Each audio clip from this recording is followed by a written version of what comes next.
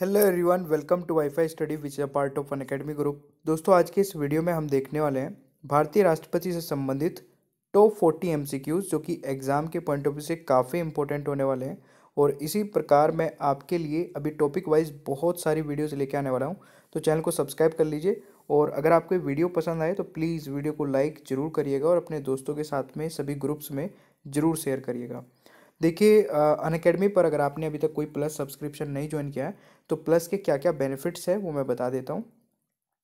Plus course में आपको live classes मिलती हैं, स्ट्रक्चर कोर्सेज मिलता है, वीकली टेस्ट, अनलिमिटेड एक्सेस, आप किसी भी एजुकेटर की क्लास देख सकते हैं किसी भी टाइम पे और एक समय पे कितनी भी क्लासेस देख सकते हैं जो आपका मन करे। पर्सनल गाइडेंस होगी दोस्तों, टेस्ट एनालिसिस हो गया, expert guidelines, study planner, study material, सारी चीज़ें और डाउट सेशन होते हैं, बहुत सारी चीज़ें होती है। मतलब जो एक कंप्लीट तैयारी के लिए चीज़ें चाहिए होती है वो सब कुछ अनअकैडमी प्लस पे मिल जाता है। आप किसी भी एग्जाम की कंप्लीट तैयारी करने के लिए जब भी आप अनअकैडमी पर सब्सक्रिप्शन ज्वाइन करें, एसएससी से लेके यूपीएससी तक, तो आपको रेफरल कोड अप्लाई करना है STUDY10 STUDY10 without any space सभी कैटेगरी में। और फ्री क्लासेस को भी अवेल करने के लिए आप इस कोड को अप्लाई कर सकते हैं। सफलता बैच आप ज्वाइन कर सकते हैं। और देखिए, जब आप 24 मंथ का सब्सक्रिप्शन ज्वाइन करते हैं तो आप 76% तक का सेव कर सकते हैं, यानी कि पर मंथ 325 पर मंथ आपको मिल जाता है सब्सक्रिप्शन। 12 मंथ का जो सब्सक्रिप्शन होता है 542 पर मंथ होता है और 6 मंथ का सब्सक्रिप्शन आपको 900 पर मंथ मिल जाता है। जैसे आप कोड अप्लाई करोगे तो थोड़ा और डिस्काउंट मिल जाएगा इन सब में, तो आप देख लीजिएगा, डिस्काउंट अप्लाई करके आप ये सब्सक्रिप्शन ज्वाइन कर सकते हैं। और देखिए, सबसे इम्पोर्टेंट चीज़, अगर आपको कोई भी कोर्स और कोई भी क्लास की पीडीएफ लेनी है तो आप टेलीग्राम पे जाके सौरभ मलिक ऑफिशियल सर्च करके ज्वाइन कर लीजिएगा। ये मेरा ऑफिशियल टेलीग्राम चैनल है जहाँ पे मैं आपको सारी चीज़ों की वीडियो और पीडीएफ प्रोवाइड करा देता हूँ, और ये अभी मैंने नया बनाया है, तो जल्दी से ज्वाइन कर लीजिए और अभी सेशन को पूरा एंड तक देखिएगा। तो चलिए शुरू करते हैं। दोस्तों, आज की वीडियो का पहला क्वेश्चन है, भारत सरकार का संवैधानिक अध्यक्ष कौन होता है। देखिए, काफ़ी बढ़िया सेशन होगा और पूरा एंड तक देखिएगा, ठीक है। जिस भी क्वेश्चन का आंसर आता होगा नीचे कमेंट बॉक्स में जरूर बताइएगा। इस क्वेश्चन का सही आंसर होगा दोस्तों प्रेसिडेंट। प्रेसिडेंट दोस्तों संवैधानिक अध्यक्ष होता है, बट जो रियल हेड होता है वो प्राइम मिनिस्टर होता है। क्योंकि आर्टिकल 53(1) क्या बताता है, इसको देख लेते हैं। राष्ट्रपति को भारत की संघ की कार्यकारी शक्ति प्रदान करता है, इसलिए वह भारत सरकार का संवैधानिक प्रमुख है, ठीक है। लेकिन शासन की वास्तविक शक्तियां प्रधानमंत्री के कार्यालय में निहित है, इसलिए भारत में प्रधानमंत्री को सरकार का वास्तविक प्रमुख कहा जाता है।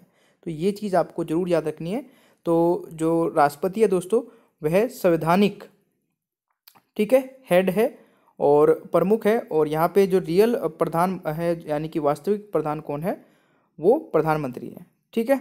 चलिए अगले क्वेश्चन की ओर बढ़ते हैं। दूसरा क्वेश्चन है कि भारत के राष्ट्रपति के पद को भरने के लिए निर्वाचन का आयोजन निम्नलिखित में से कौन करता है। तो गाइज, इस क्वेश्चन का सही आंसर क्या हो जाएगा, बिल्कुल सही है, इलेक्शन कमीशन ऑफ इंडिया, यानी कि भारत का निर्वाचन आयोग भरता है, यानी कि ऑप्शन आपका बी राइट आंसर होने वाला है। अगला क्वेश्चन है, भारत के राष्ट्रपति का निर्वाचन करने के लिए निर्वाचन मंडल में निम्नलिखित में कौन शामिल होता है। तो भारत के राष्ट्रपति का निर्वाचन करने के लिए दोस्तों निर्वाचन मंडल में शामिल होते हैं लोकसभा, राज्यसभा तथा सभी राज्यों की विधानसभाओं के निर्वाचित सदस्य। ध्यान सुनिएगा, निर्वाचित सदस्य यहाँ पे वर्ड यूज किया गया है। तो इस क्वेश्चन का सही आंसर हो जाएगा सी, ठीक है। चलिए अगला क्वेश्चन आता है कि भारत के राष्ट्रपति के चुनाव में जीतने वाले प्रत्याशी को प्राप्त करने चाहिए। तो भारत के राष्ट्रपति के चुनाव में जीतने वाले प्रत्याशी को दोस्तों more than 50% and majority of the total votes मिलने चाहिए, ठीक है। तो ये आपका राइट आंसर हो जाएगा डी, 50% से अधिक डाले गए कुल मतों का बहुमत। दोस्तों संविधान का अनुच्छेद 60 संदर्भित है, आपको बताना है संविधान का अनुच्छेद 60 क्या बताता है। तो इस क्वेश्चन का सही उत्तर क्या होगा, जल्दी बताएं। बिल्कुल, यहाँ पे जो राइट आंसर होगा दोस्तों, संविधान का अनुच्छेद 60 जो है वो ओथ ऑफ द प्रेसिडेंट, ठीक है, राष्ट्रपति की शपथ से संबंधित है, यानी कि ऑप्शन बी राइट आंसर होने वाला है। राष्ट्रपति को पद की शपथ कौन दिलाता है? राष्ट्रपति को पद की शपथ कौन दिलाता है? तो मेरे प्यारे दोस्तों, राष्ट्रपति को पद की शपथ दिलाता है chief justice of India, Bharat का मुख्य न्यायाधीश। यानी कि इस क्वेश्चन का सही आंसर ऑप्शन ए हो जाएगा। ठीक है, चले अगला क्वेश्चन है, भारत के राष्ट्रपति पर महाअभियोग की विधि अपनाई गई है। तो भारत के राष्ट्रपति पर महाअभियोग की जो विधि है दोस्तों, वह अपनाई गई है यूएसए के संविधान से।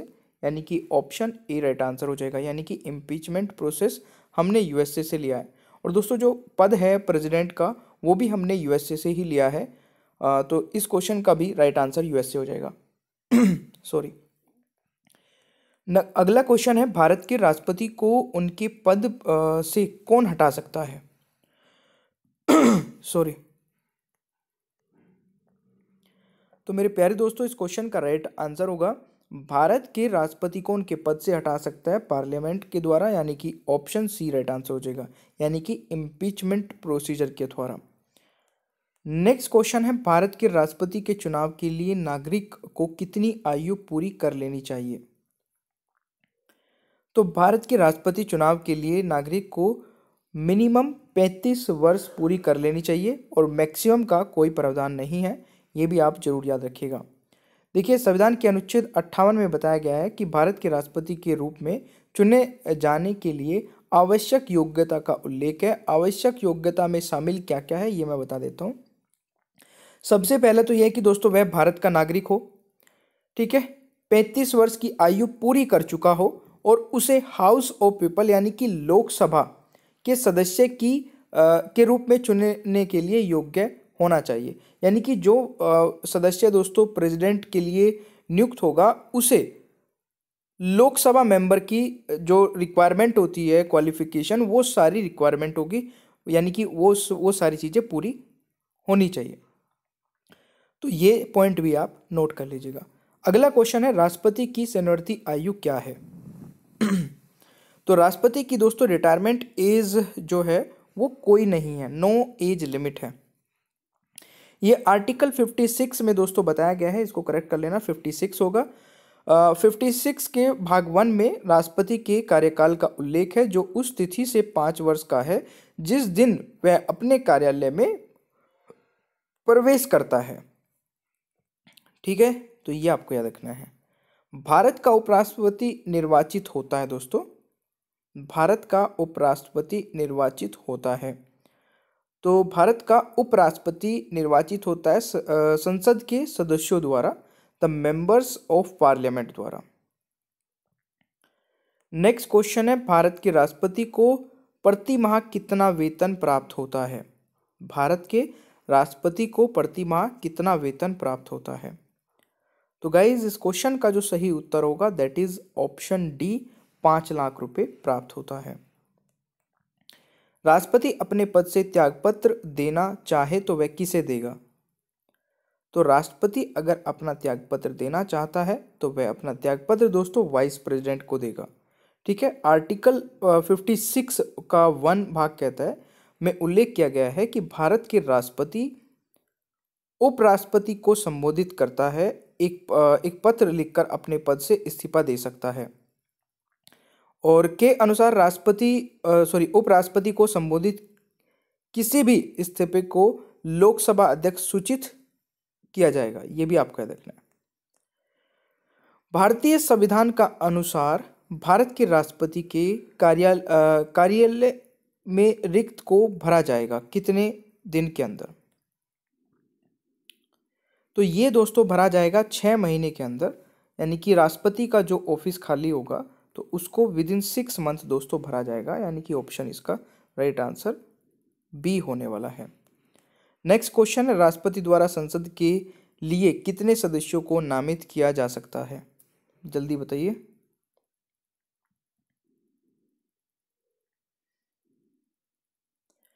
तो अब यहाँ पे थोड़ा सा जो है ना स्टूडेंट गलत कर रहे हैं आजकल। How many members can be nominated by for parliament by the president?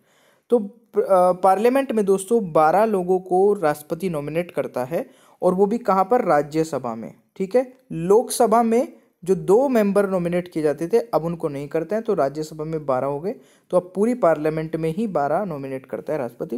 तो इस क्वेश्चन का राइट आंसर सी होगा, ना कि डी। नेक्स्ट है, निम्नलिखित में से कौन देश का बलों का सर्वोच्च कमांडर होता है? तो दोस्तों देश का बलों का सर्वोच्च कमांडर कौन होता है? प्रेसिडेंट यानी कि राष्ट्रपति। इस क्वेश्चन का सही आंसर डी हो जाएगा। क्वेश्चन आता है, संघ सरकार के राज्य पत्रित अधिकारी की नियुक्ति और उन्हें सेवा से मुक्ति कौन करता है? तो इस क्वेश्चन का जरा आंसर बताइए क्या होने वाला है।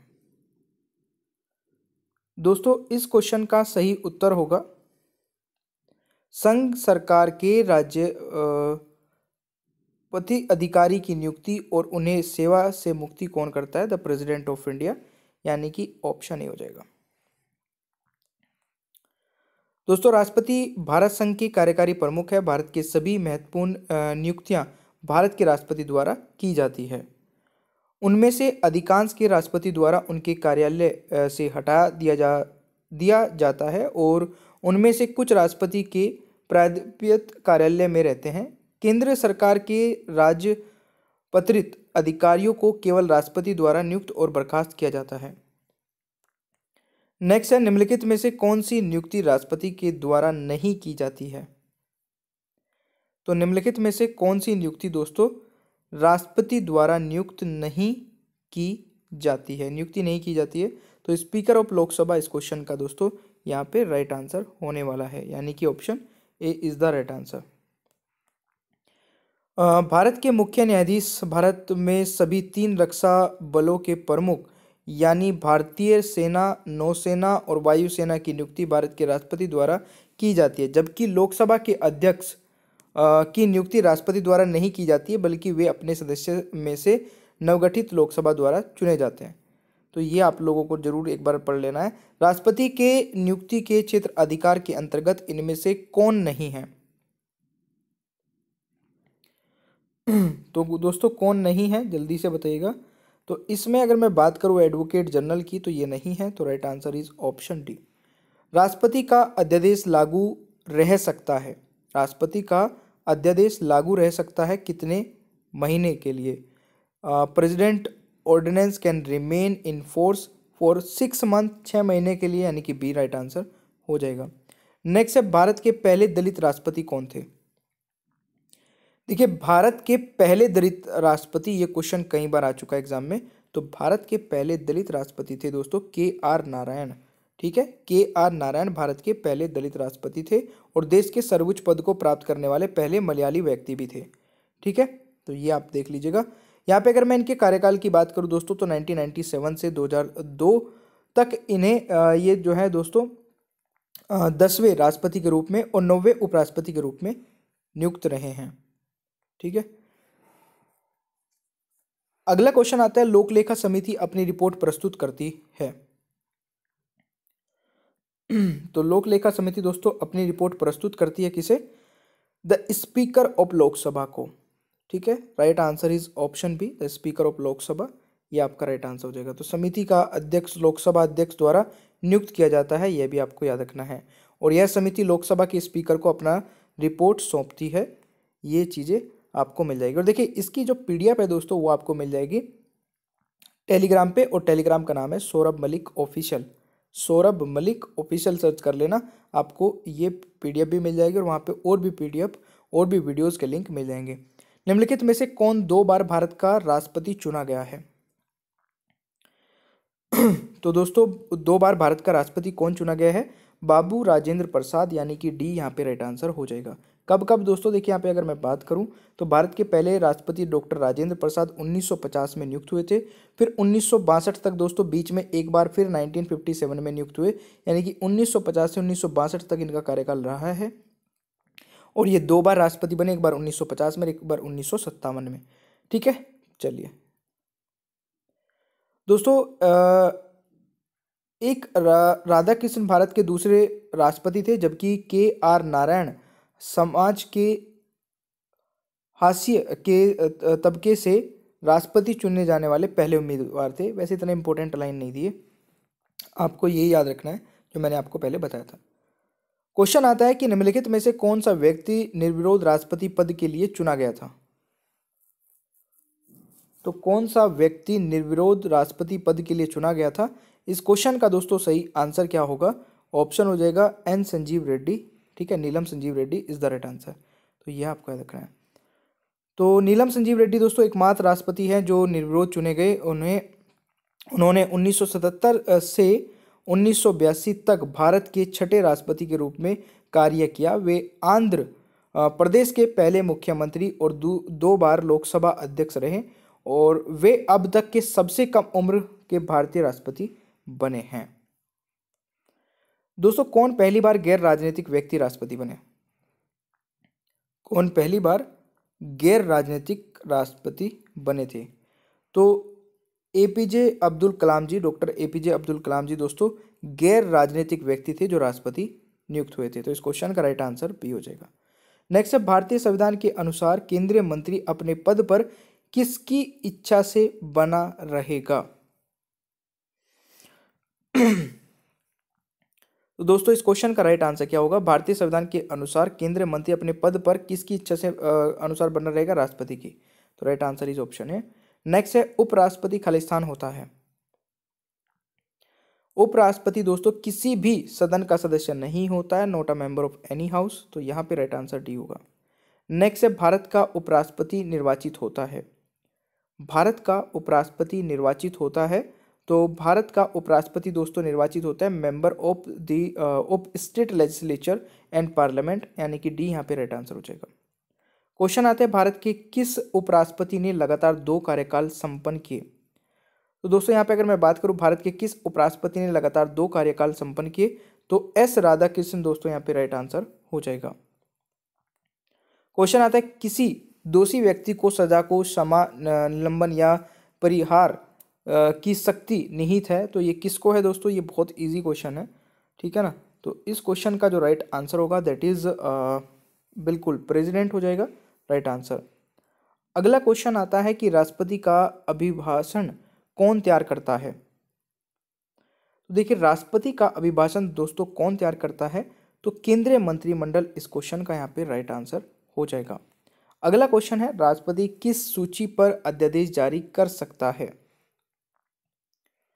दोस्तों राष्ट्रपति किस सूची पर अध्यादेश जारी कर सकता है? तो यहाँ पे राइट आंसर हो जाएगा यूनियन लिस्ट, यानी कि संघ सूची पे। क्वेश्चन आता है कि द रिपब्लिक एथिक और लोकतंत्र के स्वर नामक पुस्तक संबंधित है। तो ये है दोस्तों बिल्कुल राष्ट्रपति का भाषण, यानी कि ऑप्शन बी राइट आंसर हो जाएगा। नेक्स्ट है, निम्नलिखित में से किस राष्ट्रपति ने मुख्यमंत्री के रूप में कार्य किया? तो निम्नलिखित में से किस राष्ट्रपति ने मुख्यमंत्री के रूप में कार्य किया? What is the right answer of this question? ये जरा आप बताइएगा। तो यहाँ पे राइट आंसर हो जाएगा ऑल ऑफ द अबव, उपरोक्त सभी यहाँ पे राइट आंसर होगा दोस्तों। क्वेश्चन आता है, निम्नलिखित में से किस राष्ट्रपति का कार्यकाल के दौरान निधन हो गया?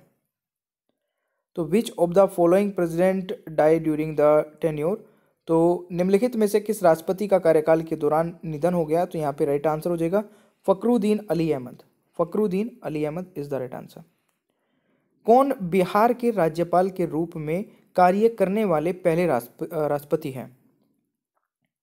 तो कौन बिहार के राज्यपाल के रूप में कार्य करने वाले दोस्तों पहले राष्ट्रपति हैं? तो जाकिर हुसैन इस क्वेश्चन का राइट आंसर होगा। क्वेश्चन आता है, निम्नलिखित में से किस राष्ट्रपति ने लोकसभा अध्यक्ष के रूप में कार्य किया? तो निम्नलिखित में से किस राष्ट्रपति ने लोकसभा अध्यक्ष के रूप में कार्य किया? तो नीलम संजीव रेड्डी दोस्तों यहाँ पे राइट आंसर रहने वाला है। संविधान का उल्लंघन करने पर राष्ट्रपति पर महाअभियोग लगाया जा सकता है दोस्तों किस हाउस में या फिर किसके द्वारा? तो दोनों हाउस में लगाया जा सकता है, संसद के दोनों सदनों में। तो right answer is D. Question है, सुखोई 30 में उड़ान भरने वाले पहले राष्ट्रपति कौन हैं? तो सुखोई 30 में उड़ान भरने वाले पहले राष्ट्रपति दोस्तों प्रतिभा पाटिल जी हैं, यानी कि ऑप्शन बी राइट आंसर हो जाएगा। निम्नलिखित वेटो शक्तियों में से कौन राष्ट्रपति को प्रदान नहीं की जाती है? तो इस क्वेश्चन का दोस्तों राइट आंसर होगा योग्य वेटो नहीं प्रदान की जाती है, यानी कि सी इज़ द राइट आंसर। देखिए यार, एक तो आप लोग ना लाइक नहीं करते हो, तो लाइक जरूर कर दिया करें, और मैं आपको हर मतलब पीडीएफ चेंज करता रहूँगा, तो आपको सेशन पूरा एंड तक देखना होता है, ठीक है। चलिए नेक्स्ट। और देखिए गाइज, एक बहुत ही अच्छा फीचर जो कि अनअकैडमी पर आपको मिल जाता है, जहाँ पे आप रिपोर्ट कर सकते हैं कोई भी inappropriate content in the video. मतलब वीडियो में आपको कुछ भी ऐसा लगता है जो कि स्टडी से रिलेटेड नहीं था, तो आप उसको रिपोर्ट करके अपना प्राइज़ विन कर सकते हैं, ठीक है। नीचे ही डिस्क्रिप्शन बॉक्स में आपको एक फॉर्म मिल जाएगा जिसमें आप ये चीज़ें भेज के, और जो सबसे पहले भेजेगा उसको प्राइज़ मिलेगा, ठीक है। बाकी thank you so much guys, channel को सब्सक्राइब कर लीजिएगा, पीडीएफ भी आप डाउनलोड कर सकते हैं, बेल आइकन को ऑन रखिए और वीडियो को लाइक और शेयर करना भूलिएगा मत, ठीक है। और देखिए, अनअकैडमी पर मेरी 2 स्पेशल क्लासेस हो रही है, इसके बारे में मैं बता देता हूँ।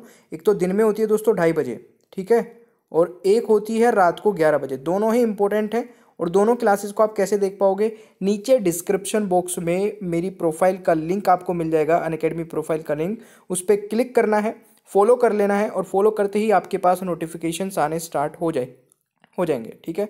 तो चलिए मिलते हैं नेक्स्ट क्लास में। Thank you so much.